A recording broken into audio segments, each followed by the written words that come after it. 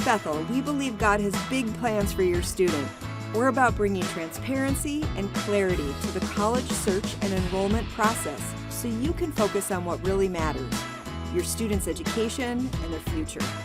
We've simplified our tuition and created the Bethel Promise Grant to make college more straightforward and affordable for families. This series of short videos brings together some of our best campus experts to address your top questions. This is Bethel Basics.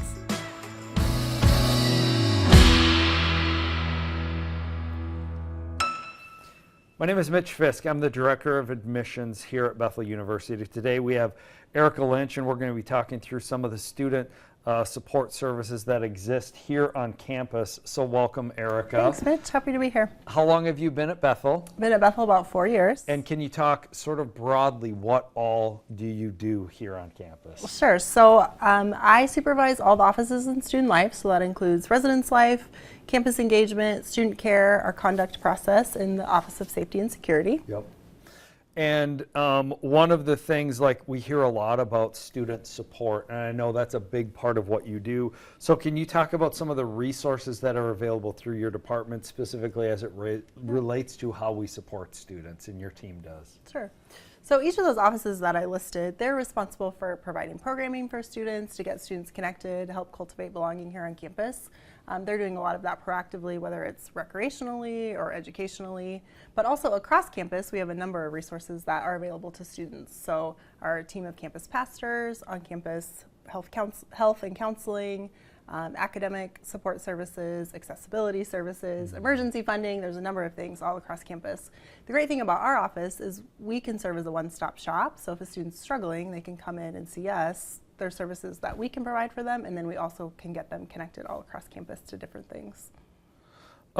So one of the things that I think families are impressed by is hearing about all the levels of care that are available. And it doesn't really matter if a student is an on-campus student or a residential student. And here in the state of Minnesota, we have PSEO.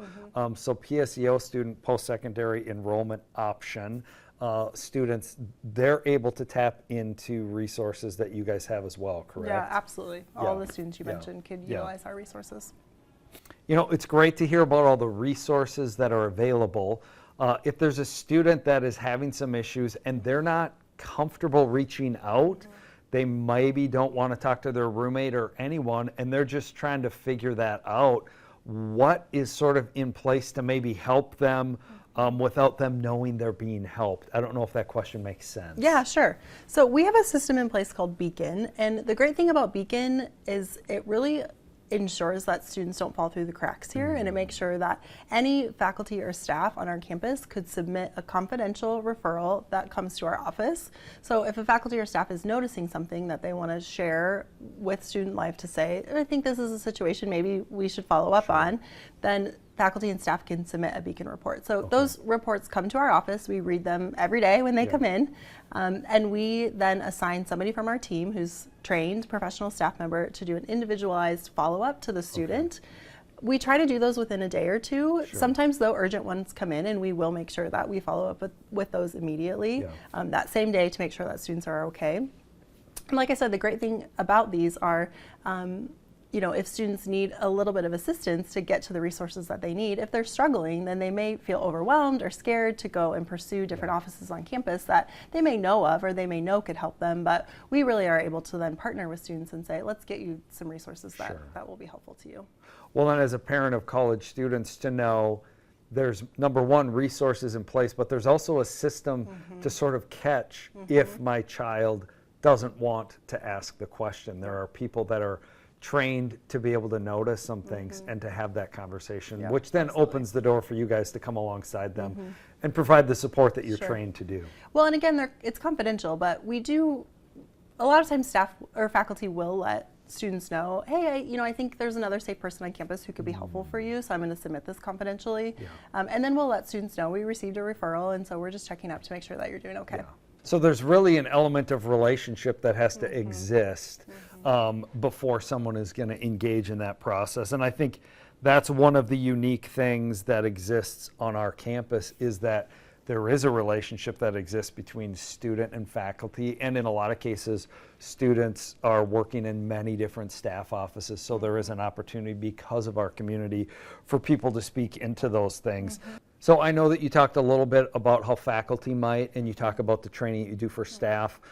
Can you talk a little bit about residence life? Because probably students are seeing more of this, and your staff are seeing more of this than most people. Sure. So we have professional staff that live on campus, resident directors, and they're young professionals who are easy to connect with, they're fun, they're easy to engage with, and they live in the residence halls. And so they're able to stop by a student's room, check on them, see how they're doing. They can invite them for coffee, a meal in the dining center, and really demonstrate to students that we care about them both academically and holistically as people, and make that connection in many ways. Yeah.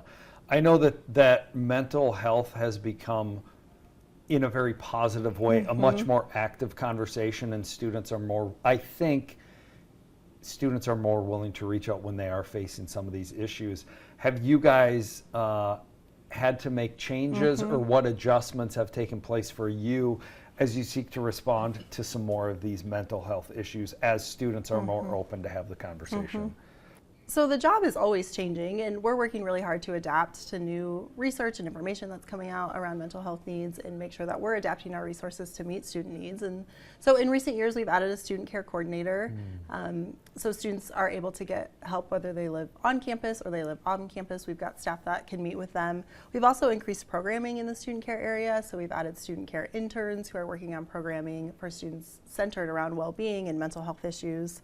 We, of course, have counseling services on campus, which includes licensed therapists and interns who can meet with students as needed. I think a lot of the conversation we've had is specific to students, right? And the work that your department is really doing, one, to identify those, but then to come alongside students and help them. We have another seminar that's specific to the transition that takes place, specifically to parents. So speak to me as a parent today. I have 3 kids that went through the process, and I know I went through some of those challenges of, have I done enough to prepare them spiritually or academically or socially? Based on some of the conversations you have with parents, is there some advice that you can offer to parents in this process? Yeah, I love that question. There's several things that come to mind that I think parents can be doing right now to help their student as they prepare for this transition to college.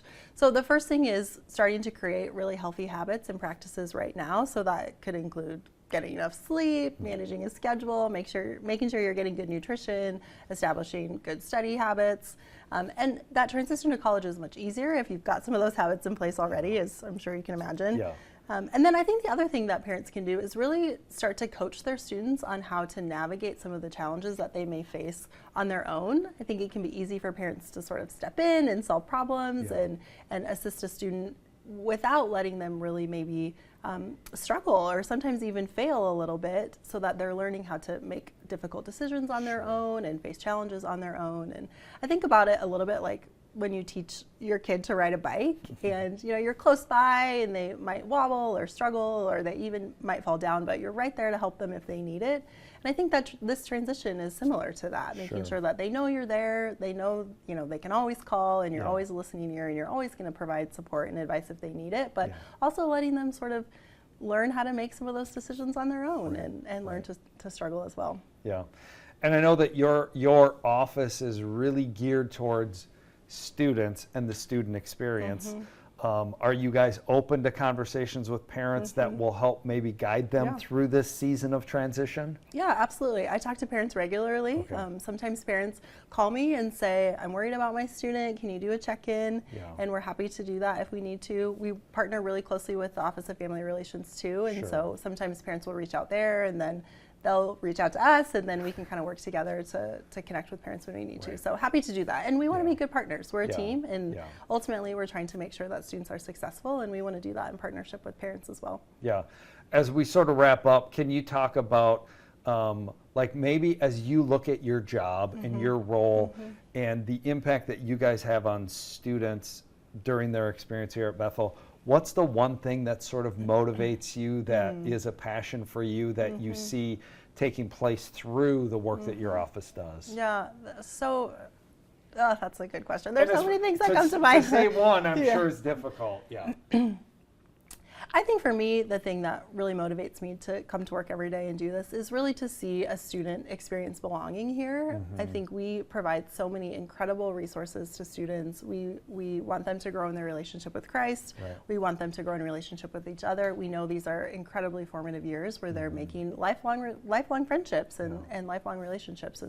And so watching a student really experience that belonging here and find their place here, and watching them excel in the many areas that students get involved here is just really exciting for me. Yeah. So, Well, and I think, as I mentioned earlier, as I back up in my mind as my kids were entering this process, the answers you're giving are the answers that, had I asked them at that stage, that would have helped me feel much more comfortable in leaving them. Now, they all had great experiences, but I think the biggest component, as I look back, is if I'd had that conversation, I would have been probably much calmer of a parent as my kids were starting that process. So thank you so much for your time today.